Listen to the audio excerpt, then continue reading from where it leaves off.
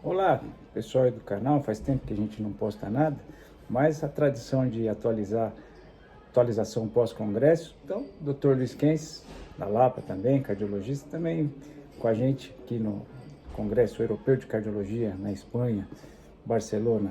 Congresso bom, né? Muito bom. É o congresso de cardiologia, esse congresso europeu, ele é bom assim no sentido prático mesmo, né? Ele traz muitas informações que ajudam muito o dia a dia do médico e, logicamente, dos pacientes também, né? E depois de 2 anos sem encontros assim presenciais, você sabe que eu estranhei um pouco ver tanta gente junta? Eu estranhei. Realmente, isso daí é uma coisa interessante, né? A gente participou de muita coisa virtual, mas essa coisa aí real, né, em contato, é realmente muito importante, né? Isso aí. Agora, numa linguagem para pacientes, a gente vai tentar não usar nada técnico. A ideia é atualização da cardiologia. Tem muito paciente, apesar que tem muito paciente que adora falar num termo técnico. Isso é muito curioso, né? Uma vez, eu não vou esquecer o cara falando lá, não, doutor, porque é uma tricotomia. Tricotomia, no termo técnico, é raspar os pelos para fazer um eletrocardiograma, para fazer uma cirurgia, mas ele estava se referindo a uma tricotomia, o ser humano, corpo, alma e espírito, Isso. vai vendo. Então, de vez em quando, dá uma certa confusão com os termos técnicos, mas tudo bem. Bom, primeiro destaque que eu queria é a história da polipílula, né? A polipílula é um composto por ajuntar medicamentos numa única tomada para facilitar a adesão. Já há tempos isso é falado, já há tempos isso foi testado e agora foi testado em pacientes pós-infarto e o resultado foi muito bom. O Dr. Fuster atribui isso a melhorar a adesão, porque o paciente toma menos comprimido usando mais medicações. Então, eu acho que isso daí é o que todos nós procuramos, né? Uma pílula que tenha lá os principais componentes para nos ajudar, né? No dia a dia, para prevenir doenças. Então, parece que agora essas coisas vão tomando um rumo um pouco mais definido, né? Perguntado para ele o sucesso, aqui ele reputa o sucesso dessa terapia, primeiro diminui o número de comprimidos a ser tomados, isso barateia o tratamento, né? Agora precisamos ver se na nossa terra aí, no Brasil, a indústria farmacêutica vai colaborar fazendo isso com preço baixo ou se vai fazer isso com preço de lançamento. Então, tem esse detalhe. Mas achei legal, reduziu 24% o número de incidentes cardiovasculares com o uso da polipílula, então achei isso muito legal. Muito, achei interessantíssimo também. Vamos ver aí se essas coisas realmente vão aparecer daqui para frente, né? Outra coisa, qual o melhor horário para tomar medicação?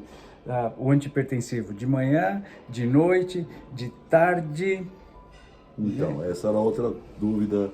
Existia uma certa tendência há um tempo atrás que se desse determinada classe de medicamentos à noite, né? Mas aí, Rogério, como é que ficou aí agora a atualização disso? O resultado foi tanto faz, desde que o paciente tome a medicação. Agora, a gente tem que lembrar que a maior parte das medicações hoje tem ação de 12 horas, 24 horas, né? A gente continua com problema com aqueles pacientes que trabalham um dia de dia e um dia de noite, tipo enfermeiro, policial, vigia. Então, esses aí a gente ainda tem uma certa dificuldade, mas para quem toma um medicamento regularmente, parece que tanto faz tomar de dia ou de noite. Mas eu tenho uma preocupação, eu queria a sua opinião. Não é melhor a gente continuar fazendo o que a gente já fazia, individualizar? Tudo bem que não faz diferença, mas talvez o melhor horário seja aquele horário que o paciente de fato vai tomar, né? Com certeza. E às vezes tem a intolerância pessoal, né, de cada paciente, né? E aí precisa realmente, cada paciente tem que ser individualizado. Acho que essa é a melhor perspectiva, né? A mensagem que fica é, tanto faz, desde que o cara tome o remédio. Agora também tem uma coisa, não pode. Um dia o cara toma de manhã, outro dia de noite, outro dia toma de manhã, outro dia toma de noite. Aí não dá, aí vira bagunça. Ah, tanto faz tomar de manhã de noite, então um dia eu vou tomar de manhã, outro dia eu vou tomar de noite. Não, não pode, porque existem umas regras farmacológicas de disponibilidade da medicação, de farmacodinâmica, tempo de administração, tempo de efeito, isso a gente tem que obedecer. Outro assunto, esse é da pesada. Esse assunto é da pesada, obesidade. A cardiologista adora pegar no pé do paciente por causa de hipertensão e de colesterol, mas num peso, né? Acontece que os medicamentos para obesidade até então, a gente tinha, o que acontece? Ou um aumenta a pressão arterial, outro dispara o coração, E a gente não tinha muita arma, né? Difícil. Para redução de peso. E agora tem. Uns medicamentos que originalmente eram para diabetes, originalmente são para diabetes, tem uma ação fantástica na perda de peso, né? Um viés importante aí nessa área, né? E mesmo porque você consegue associar duas coisas muito importantes, né? Porque a gente sabe muito bem que uma vez perdendo peso e controlando taxas de açúcar, etc., o resultado, assim, em termos globais para o organismo, é sempre muito bom, né? Então é isso aí. Outro assunto que saiu foi o uso de um medicamento que também é para diabetes, mas que ele é utilizado muito para insuficiência cardíaca. Mas até então, a gente sabia que para pacientes que estão muito ruins, com o coração com uma fração de ejeção bem baixa, com a força bem baixa, esses medicamentos eram bons.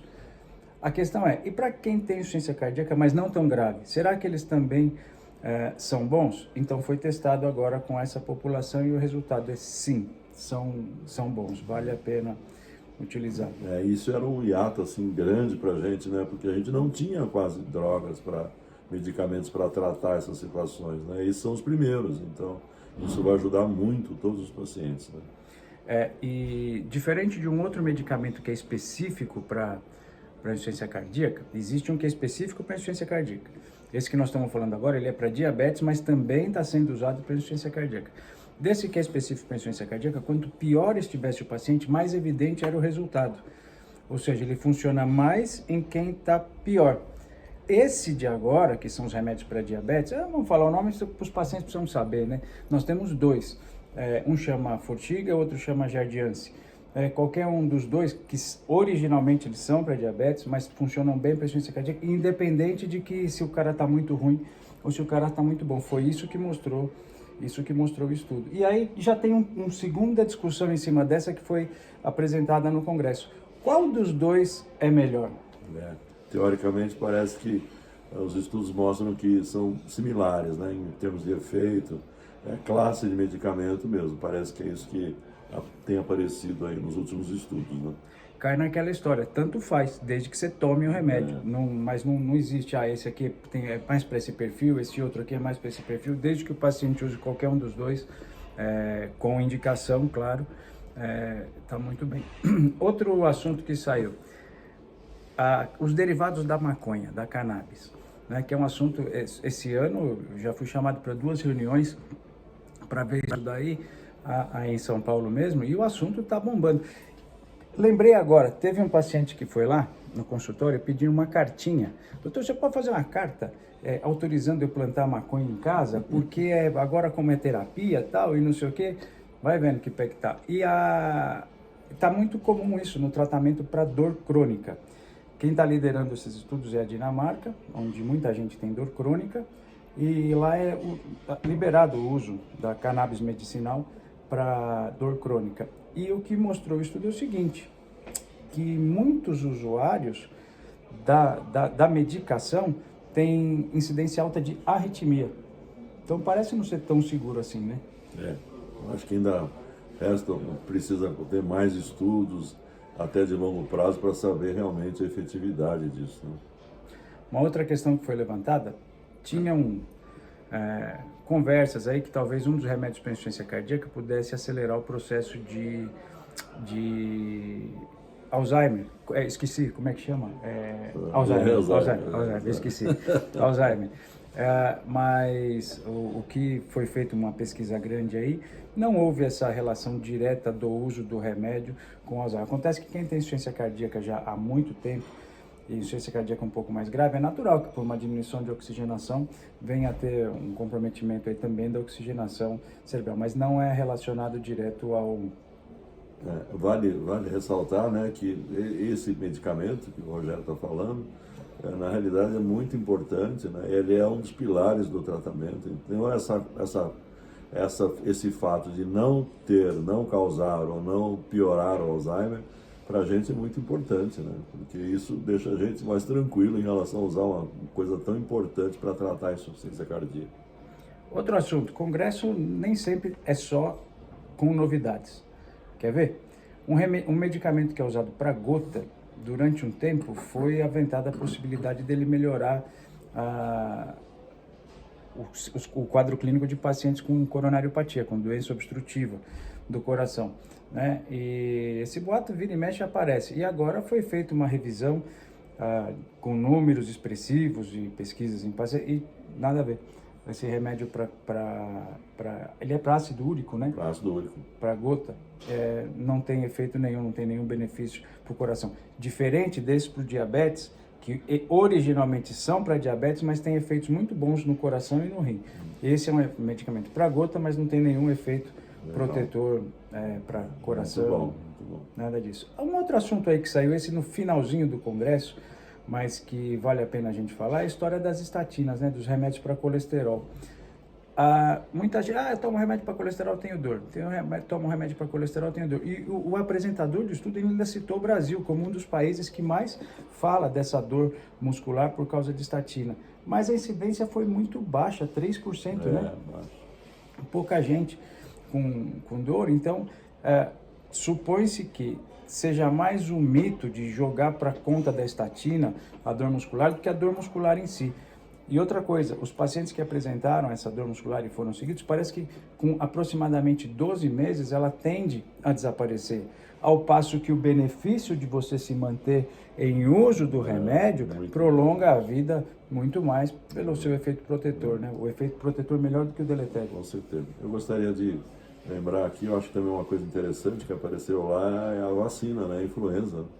E a influenza, mais uma vez, existe a importância dela em termos de prevenir doenças, né? E hoje, também na fase aguda, né? No infarto agudo, eles usam também a influenza, né?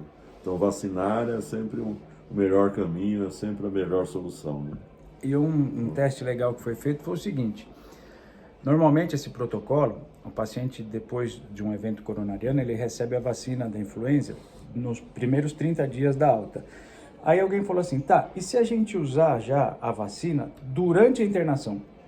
Em vez de esperar 30 dias da alta, já dá a vacina na internação, e se aumentar a dose da vacina? Conclusão, não mudou nada. O importante é tomar a vacina. Sim. O fato de tomar durante a internação ou duplicar a dose não teve melhorias em relação àqueles que tomaram a vacina normalmente nos primeiros 30 dias após a alta. Então hoje já é quase que um protocolo receber a vacina da influenza após um infarto do miocárdio. E sempre vacina é sempre importante, qualquer tipo de vacina é sempre muito importante. Tem que vacinar. Bom, do que a gente viu do Congresso, eu acho que esses são os principais destaques e que a gente vai levar de volta para o consultório. Mas semana que vem, tá? Essa semana a gente ainda vai ficar aqui, porque não é sempre que a gente vem para a Espanha, não é sempre que a gente tem... Depois de 3 anos, né? Agora vocês até vão ouvir falar da gente, mas não no Congresso. O Congresso acabou, semana que vem a gente está de volta. Se Deus quiser, estaremos lá. Doutor Luiz Queiroz, brigadão. Pessoal, uma boa semana aí e nos vemos. Um grande abraço. Um abraço, doutor Rogério.